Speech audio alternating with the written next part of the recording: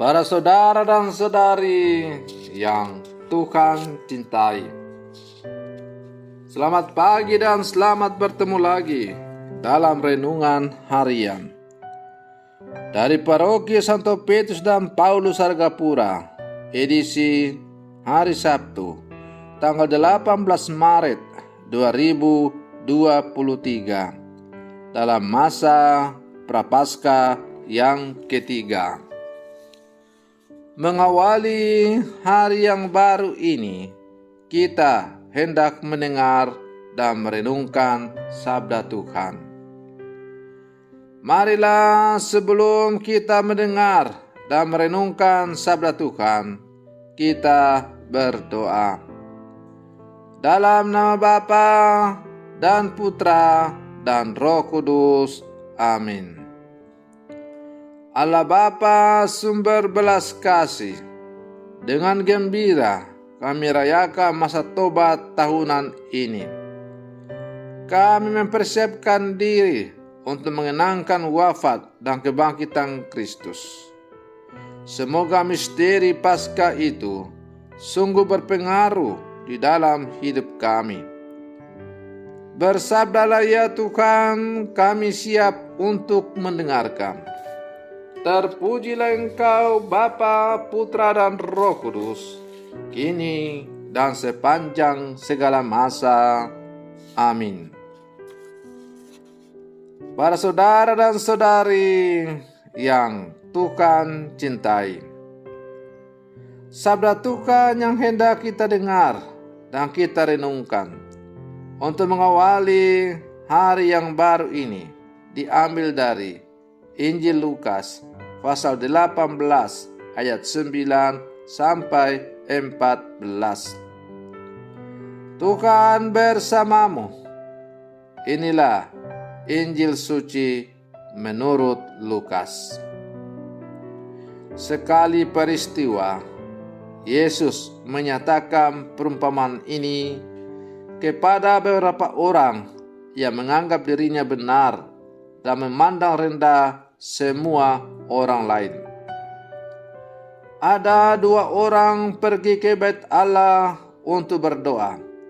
Yang satu adalah orang Farisi dan yang lain pemungut cukai.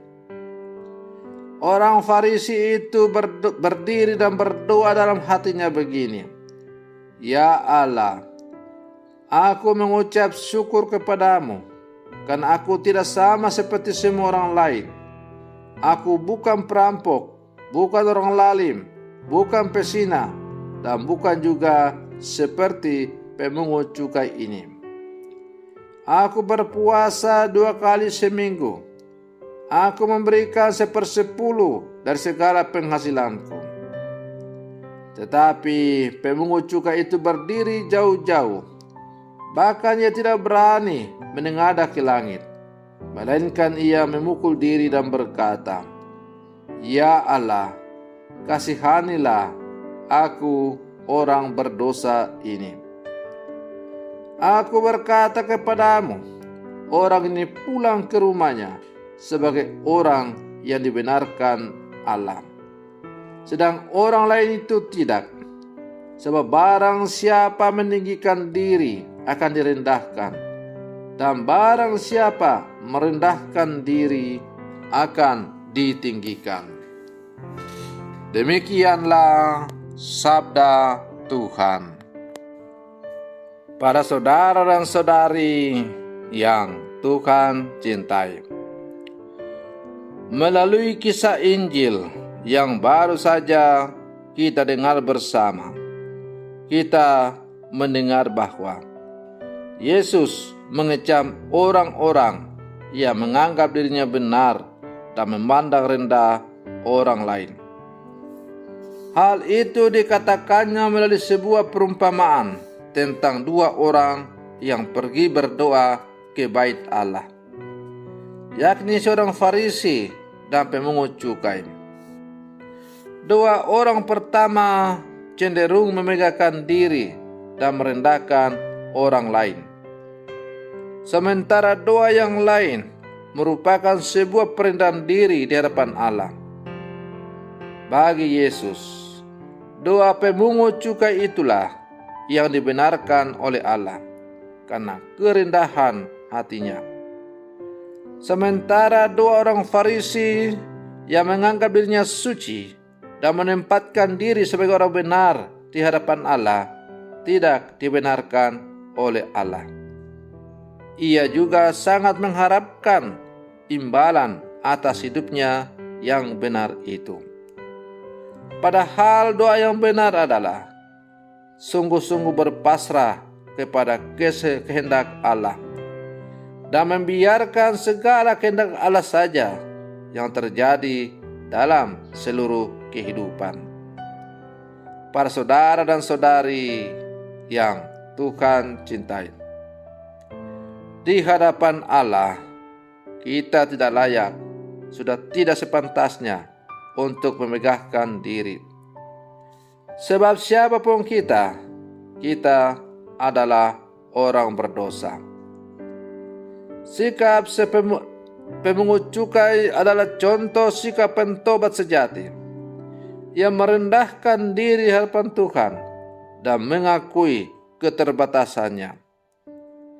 Dalam doanya, si pemungut cukai menggantungkan harapan pada belas kasih dan cinta Allah.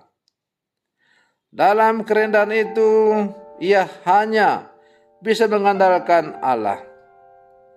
Pemungut cukai yang malang tersebut tidak menuntut imbalan apapun dan mengandalkan belas kasihan sebagai tempat pelindungannya.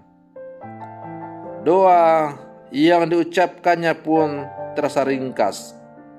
Ya Allah, kasihanilah aku, orang yang berdosa ini. Ia datang layaknya seorang pengemis yang meminta sedekah ketika hampir mati kelaparan. Dan justru karena perendahan dirinya itulah ia dibenarkan oleh Yesus. Para saudara dan saudari yang Tuhan cintai, kita memiliki akal budi untuk bisa mengukur hidup kita, termasuk mengatur bagaimana kita beragama, berdoa, memberi persembahan, beramal, dan lain-lain. Kita melupakan satu hal yang paling penting, yakni mengenal Tuhan dan kehendaknya. Tuhan mengharapkan kesetiaan kita kepadanya. Kesetiaan yang tumbuh karena pengenalan yang mendalam tentang Dia dan melaksanakan kehendaknya. Bukan kesetiaan yang sebatas ungkapan lahiriah yang dangkal. Bukan kesetiaan yang dilakukan dengan terpaksa atau pura-pura karena takut nanti mendapat hukuman. Para saudara dan saudari yang Tuhan cintai, orang-orang Farisi gagal dalam menjalin relasi dengan Tuhan. Sebab dalam doa-doanya ia lebih sering memuliakan dirinya. Ia patuh pada hukum agama yang dibuatnya sendiri.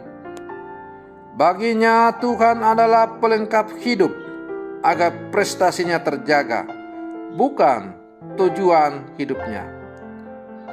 Berbeda dari orang Farisi, si pemungut cukai justru merasakan sangat rendah dan berdosa di hadapan Tuhan. Ia menjadikan Tuhan sebagai kekuatan dan pegangan yang memberinya hidup.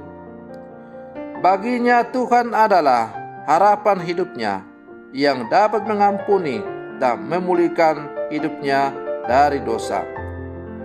Bagi pemungut cukai, Tuhan adalah seluruh tujuan hidupnya. Bagi pemungut cukai, Tuhan adalah satu-satunya kehendak yang ia mewujudkan dalam seluruh kehidupannya. Dan karena ia menyadari bahwa ternyata hidupnya jauh dari apa yang diharapkan oleh Tuhan, maka ia bersimpuh dengan segala kerendahan hati di hadapan Tuhan dengan berseru, Tuhan, kasihanilah aku, orang yang berdosa ini. Ia pulang ke rumah sebagai orang yang dibenarkan oleh Allah. Para saudara dan saudari yang Tuhan cintai, dengan demikian kisah Injil hari ini menantang kita semua sebagai murid-murid Yesus yang hidup zaman sekarang untuk menjadi pribadi yang semakin rendah hati dan selalu mengandalkan Tuhan dalam seluruh kehidupan kita.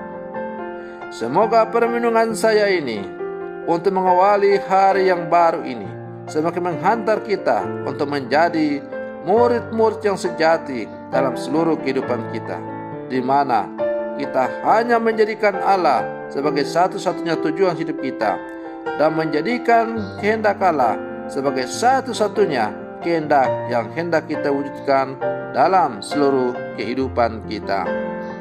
Semoga demikian. Selamat pagi, Tuhan Yesus memberkati.